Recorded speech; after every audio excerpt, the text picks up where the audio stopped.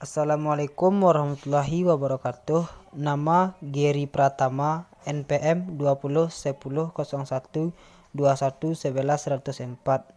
Kelas IH1C Ilmu Negara. Teori asal mula negara. Asal mula terjadinya negara. Teori hukum alam. Menurut teori ini, terjadi negara adalah karena kehendak Tuhan yang didasari atas kepercayaan bahwa segala sesuatu berasal dari Tuhan dan terjadi atas kehendak Tuhan. 1. Teori ketuhanan. Teori ini menganggap bahwa terjadinya negara memang sudah kehendak Tuhan yang Maha Kuasa. Anggapan ini berawal dari determinisme religius, yaitu segala sesuatu yang terjadi ini sudah takdir Allah Subhanahu wa Ta'ala. Misalnya kita dapat membaca pembukaan Undang-Undang Dasar 1945 atas berkat rahmat Allah dan seterusnya. 2. Teori kenyataan. Teori ini menganggap bahwa negara itu timbul karena kenyataan. Artinya, berdasarkan syarat-syarat tertentu yang sudah dipenuhi, misalnya adanya pemerintahan, wilayah, penduduk, dan pengakuan dari dalam dan luar. 3. Teori perjanjian atau kontrak sosial. Teori ini menganggap bahwa negara itu terbentuk berdasarkan perjanjian bersama. Perjanjian ini dapat antar individu yang bersepakat mendirikan suatu negara ataupun perjanjian antar individu yang menjajah dan yang dijajah. 4. Teori penaklukan. Teori ini menganggap bahwa negara itu timbul karena adanya kelompok manusia mengalahkan kelompok manusia lain.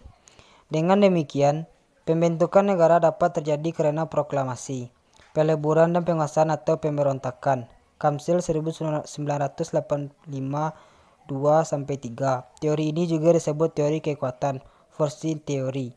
Karena dalam teori ini, kekuatan membuat hukum dan kekuatan itu sendiri adalah pembenaran atau raison d'etiknya negara.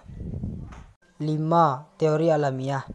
Teori ini menganggap bahwa negara adalah ciptaan alam karena manusia dianggap sebagai makhluk sosial dan sekaligus makhluk politik. Oleh karena itu, manusia ditakdirkan untuk hidup bernegara. Jadi, dalam situasi dan kondisi setempat yang ada, negara terbentuk dengan sendirinya. 6. Teori filosofis. Teori filosofis ini juga dikenal dengan teori idealistik, teori mutlak, teori metafisis. Teori ini bersifat filosofis karena merupakan renungan-renungan tentang negara dan bagaimana negara itu seharusnya ada. Negara sebagai ide bersifat mutlak karena melihat negara sebagai suatu kesatuan yang omnipotens dan omnikompeten.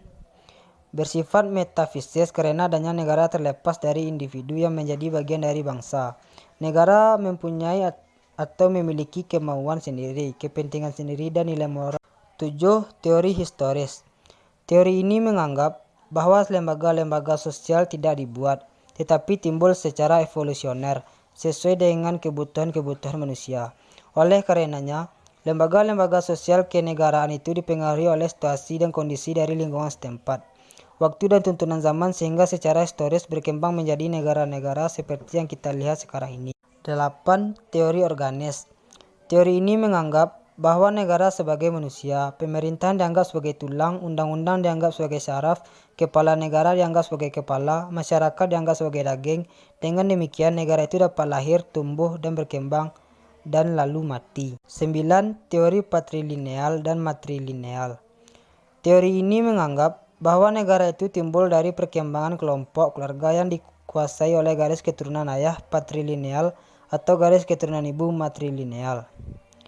Keluarga tersebut terus berkembang menurut garis keturunan yang ada dan menjadi benih-benih negara sampai terbentuk pemerintahan yang terdesentralisasi. 10. Teori kedaluarsa. Teori ini menganggap bahwa negara terbentuk karena memang kekuasaan raja, diterima atau ditolak oleh rakyat, sudah kedaluarsa memiliki kerajaan, sudah lama memiliki kekuasaan, dan pada akhirnya menjadi hak milik oleh karena kebiasaan.